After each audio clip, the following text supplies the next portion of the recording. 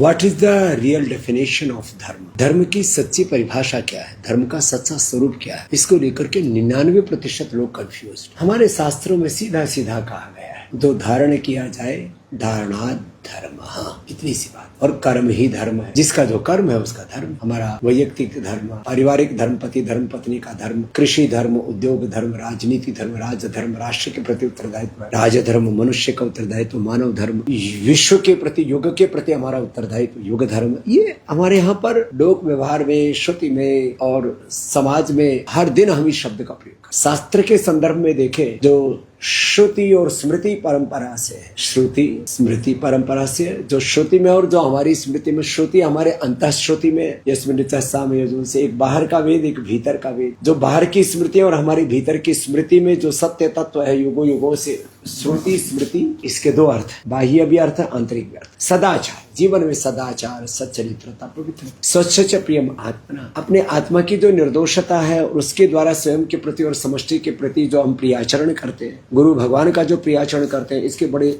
निहितार्थ है। व्यापक तौर पर कहा, धैर्य होना चाहिए जीवन में, सब प्रकार का धैर्य, वैयक्तिक, पारिवारिक, सामाजिक, आर्थिक, राजनीतिक, धार्मिक, आध्यात्मिक जीवन में हर परिस्थिति में धैर्य, धीरज, पेशेंस, धृति, क्षमा, क्षमाशीलता, किसी के प्रति प्रतिशोध की भावना। जो समर्थ है उनको तो क्षमा को धारण करना ही चाहिए। धृति, क्षमा, दमोस्तेयम, अपने शरीर, इंद्रियों, मन पर नियंत्रण, किसी पर पदार्थ की, पर स्त्री की, किसी की भी पर वस्तु की कामना न करना। धृति, क्षमा, दमोस्तेयम, शौचम, सब प्रकार की शुचिता, इंद्रिय निग्रह, अपने इंद्रियों पर निग्रह। तो वैयक्तिक, पारिवारिक, सामाजिक, आर्थिक, राजनीतिक, धार्मिक, आध्यात्मिक जीवन में, वैयक्तिक जीवन में, सार्वजनिक जीवन में सब प्रकार की शुचिता, शौचम, इंद्रिय निग्रह और अपने इंद्रियों पर नियंत्रण।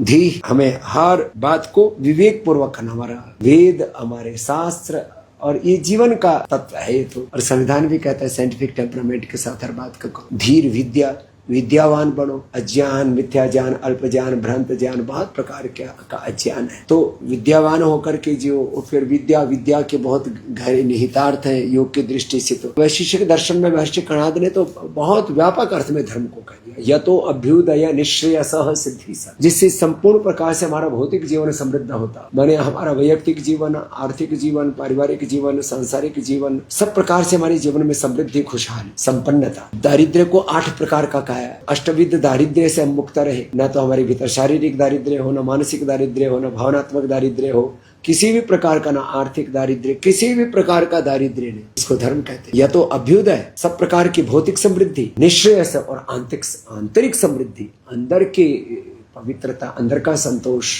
चरित्र की महानता। और सभी वर्ग, जाति, समुदायों में, सभी देशों में ऐसी महानता, वो धर्म के साक्षात विग्रह। जैसे रामः विग्रहवान धर्म। अब धर्म की ये भी एक परिभाषा है।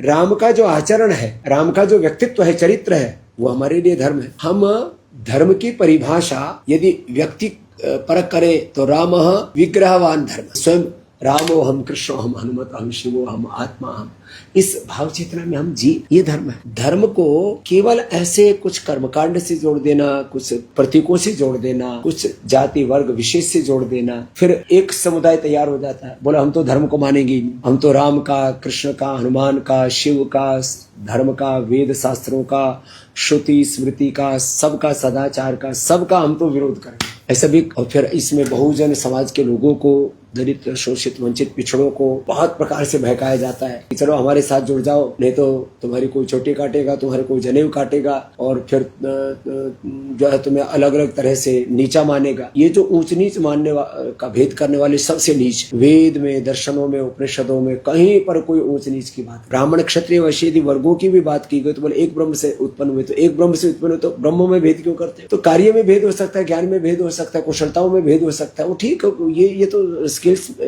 नॉलेज एवरीवेयर इज डिफरेंट, इसमें क्या दिक्कत है? लेकिन कोई भी वर्ग ऊंचा नहीं, कोई वर्ग नीचा, सबके भीतर एकता, सबके भीतर समानता, एक ब्रह्म तत्व का दर्शन, एकत्व पश्यतोम सर्वम खलुदम ब्रह्म वासुदेवास, ये दृष्टि है हमारी। तो एक वो है जो धर्म का विरोध करते, जातीय वर्ग समुदाय के नाम पर आप धर्म की व्याख्या करेंगे। तो विदेशों में हम तो कहते हैं इंद्रम वदंतो अप्तरकणवंतो विश्व आर्यम अपघ्नंतो अरावण, तो हम तो कहते हैं सारे विश्व को हमें आर्यत्व में ढालना है, ऋषित्व में, देवत्व में ढालना है। तो वहां पर तो कोई जातीय वर्ग समुदाय है नहीं, और जन्म से कोई व्यवस्था ही नहीं है। कर्म से, कुशलताओं से, आचरण से, चरित्र से उस व्यक्ति की महिमा है। तो पूरी दुनिया के लिए धर्म की यही परिभाषा। धर्म वो है जो सार्वभौमिक है, वैज्ञानिक है, सर्वहितकारी है, तो धर्म को आप ना किसी जाति वर्ग समुदाय में बांधे, धर्म को ना किसी, मैंने कहा धर्म तो जीवन का बहुत जितने भी जीवन में रूज है ये सब धर्म है, डोंट से धर्म है, पाप है, अशुभ है।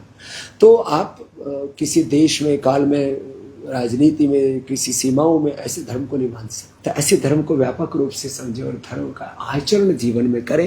तो हमने आज छोटी छोटी कुछ ऐसी बातें बताई कि आप कहीं पर भी आपस में बात चलती है तो बोले धर्म तो जीवन का श्रेष्ठ आचरण है, धर्म तो आहार की, विचार की, वाणी की, व्यवहार की, स्वभाव की, संबंधों की, आचरण की पवित्रता है। आपके जीवन में धर्म है तो आप, जैसे रामा विग्रहवान धर्म है, तो आप धर्म के स्वरूप आप बनो न, धर्म आपके जीवन से है। ये शास्त्र आदि की परिभाषाएं भी उस जीवन के धर्म को कहने के लिए। ये जो भाई, ये तो बड़ा विद्वान है, बड़ा पंडित आदमी है, बड़ा महात्मा है, धर्मात्मा है। तो भाई धर्मात्मा बड़ा महान आत्मा, महात्मा है, बड़ा पंडित आदमी है, बड़ा विद्वान है, भाई ये तो एकदम ब्राह्मण जैसा है। ब्राह्मण है या ब्राह्मण जैसा, तो कोई जन्म से भी कोई ब्राह्मण हो, उसमें कोई विरोध नहीं होना चाहिए किसी का। जो जन्म से ब्राह्मणों का, जो जन्म से कोई ब्राह्मण हो उसका जो कोई विरोध कर रहे हैं, ब्राह्मण वर्ग में, क्षत्रिय वर्ग में, वैश्य वर्ग में, जिनको शूद्र, दलित, आदिवासी, वनवासी, भारत नहीं पूरी दुनिया में विश्ववासी कोई भी है, जिसका चरित्र, जिसका आचरण महान है, जिसने मानवता के लिए कुछ बड़ा अवदान दिया, योगदान किया है,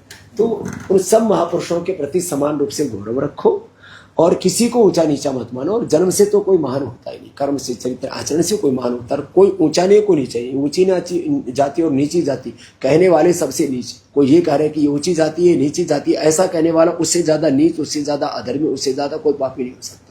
वो हिंदुत्व के और सनातन के दुश्मन है। ब्राह्मण जिसका ब्रह्म से संबंध है, तो ब्रह्म का हम सबसे संबंध, और हम सब में ब्रह्म, हम ब्रह्मास्मि, जिसमें आदि शंकराचार्य जी ये कह रहे हैं कि हम ब्रह्मास्मि, ब्रह्मवित् ब्रह्मैव भवति। तो ब्राह्मण जो ब्रह्म के साथ एकात्म में जुड़ा हुआ है, जिसकी जीवन में ब्रह्म अभिव्यक्त हो रहा है, भगवान का ज्ञान, भगवान की भक्ति, भगवान की सारी दिव्यताएं, भगवान के उत्तम गुण, कर्म, स्वभाव जिसके जीवन में अभिव्यक्त हो रहे ब्राह्मण।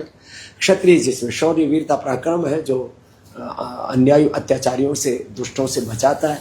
वैश्य जो स्वभावों की पूर्ति करता है, जो अलग अलग प्रकार की सेवाओं के द्वारा, आप इसको गुणात्मक दृष्टि से ऐसा बोलें तो ये भी कोई जाति सूचक शब्द नहीं है, तो गुण सूचक शब्द है। ये तो स्किल्स है, कुशलताएं हैं। तो ये व्यर्थ का एक बखेड़ा लोगों ने खड़ा कर दिया।